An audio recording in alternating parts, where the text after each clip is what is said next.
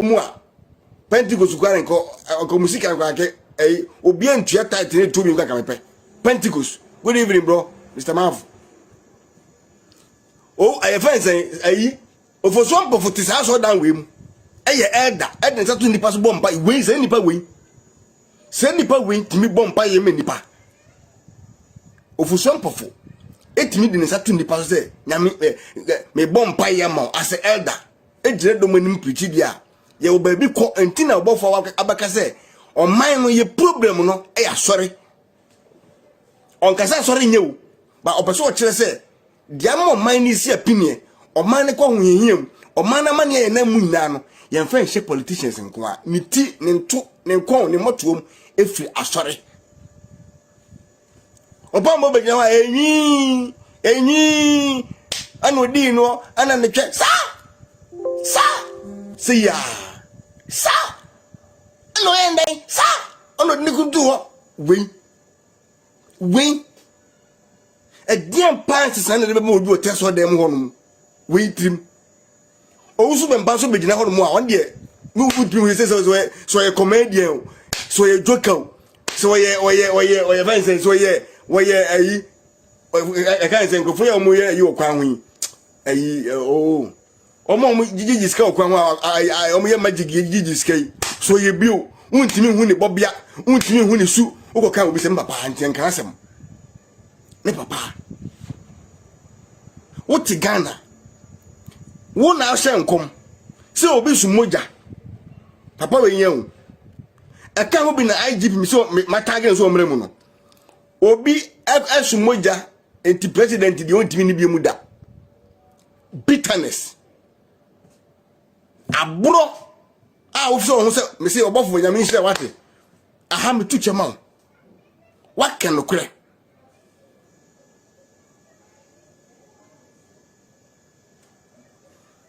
what can look clear? Obofo, nyame nhire ba bia obi age tu. What had that can look clear? Yet yana so obi su moja. Esu efundaka ay moja nyugu no. Ni nsem na da ne moja. Wo wi nipa na moye holo. Wo na be kan ewo, wo numu asem. Enti wontimi ni president biem wo Ghana holo man. Holo na wontimi ni president no. Abro asesofo mua. Ni efre wo nyanko sofo se nya dwumbone na yewa na nado wo se nkom a wo na wo se nkom hye na wo hye no mo wedi ade wo me se ne me yase metam ni so ensem wo manum ensem wo mano nkom hye na wo hye ye no enye ne ma akufo di president yo but wo di anidie ma to the extent say wo hu se uyi wo hu si ho enti ono so de anidie e de ahobrase ba wo na ase be koto ama wo de ngugu no so kotam na ntwe kotia so na ntwe aban e de ma no esa ni mesi da wo na ntwe ba e hye ne nsa ana me ka kire na madam fu me ka kire say sa de be papa na so mu no wa sai na wiye because what adida de ma no na no e ye hu susun fin won fin na opese sa de e command papa no sa de ne be kire the right way nanka de obeka bia unim de mo yesa de nko obeka bia no nanka kufuado e follow enti e ba ko ese on amanfo nyen ehu de oyeye no nanka ko ese o te so as a president but uti unkon nan nyina no e hye nase enti ono obe commande o e word underdog so what ase ono be che yesei we na ebesie we na ebe yesei enti na unhu de ese we ade ese we ye papa no na what to atwene. Good evening, I want to say. No, what watching? Now, why you say, Ube Tietty and Insem, and a Kufado? Ninyam would not chinison. Or they could roof you, I don't know, a dear Maji. You say, when you want to say, one, two sad and Miss Unan Chabe or touching in a new Unan Chaben. So, say, ya, or Quadin and Chaben, let you know. A free one friendly beam. Some more, ya. Ana fra won frɛ no so no different say e koduru ba bia na ko say onkwa na apase oben president no because on wase nkom enti sofo bia ni hu kwan say one president kasa so sofo be ko ebe hu president ya say obesi wo so as a messenger na wo de akọ ana anko ba ne sa enti no what is I year we show trim ebe hye nkom hunu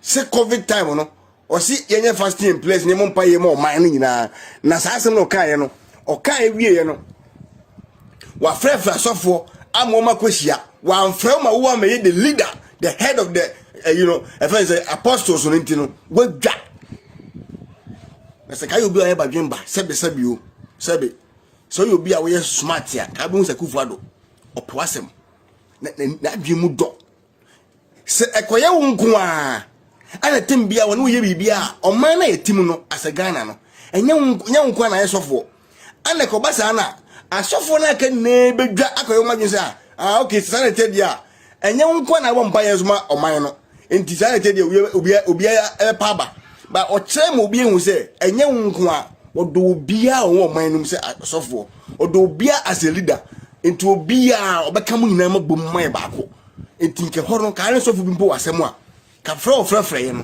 eye nka bom anka obeka mabom but isan say abufu enti wo se wakofre sofo we di ade no an say atesem tale yamu bi yemfa yese nkasasa wo yemfa yese ye ni mmiri obi a obobra wo obi a waya de payentano because yete Ghana no me nse de Ghana city ene yete Ghana ni ehu nuoma enne e change Ghana enuoma ya ni hu the same social media you are using to condemn the government, the same social media is publishing the good things by the government, but you will not talk about the good things, you only come for the bad things. What are you talking about? And you want to tell me say you are a journalist, you want to tell me say who you Oliver UK, so you know what is good in UK, you know the UK system, so you want Ghana system to change today. Hey Oliver, so who do you think can change Ghana system? Charlie, let me speak my small English for you to understand, because the thing is, you guys are claiming that you are more just say you guys are educated people, you don't understand the Ghanaian language. Everything by Ghana, you people don't want. You see amo se sano, you casa amo se sano, you be amo se sano. Oliver, you want to tell me, sir, you are living in UK, so you want Ghana system to change like UK, eh? Right? Captain Smart, when did you travel to UK? When did you travel to Europe? Which year did you start traveling to the abroad? Come and tell me, fucking Smart. Which year did you start traveling? Let me know. At the year of 2010, did you travel before? At the year of 2008, did you travel before? At the year of 2014, was you traveling to outside country? Tell me here. Say me bro for you, say no, me cap bro for me to make. Mama can't tell me. Say mumu bi mu tu kwan. Say fie no mu di amu yan kwasiafo. Because that time na UK na hofe. That time na Europe na wa chekere. That time na America na ho ye kru kase. Enti mimi bi ya mu bi ye din krofo atia brochire almost 5 years, 10 years. 10 years mimi ba krom ya me 7 years na mo. And so me fan kan kwasa asem tia ku for because na mo Ghana no na mnim se wonnam tema industrial area na nwuma kwame nkoma biebie wutim se company kakraka na gu satan no na mnim se NDC na di akonwa eye den na kwame nkoma companies gu ya na adwuma ni Ghana na se mentimi anka no na Akufuado bie 150 se Ghana ni adwuma e no discation se ya ba na ebie eye adwuma ni ebie wo Ghana na man support na me be demonstration say adwuma ni o mamu you to nya adwuma nye satan na kwame nkoma bi adwuma na adwuma o mamu kwame nkoma mo body din wo saje for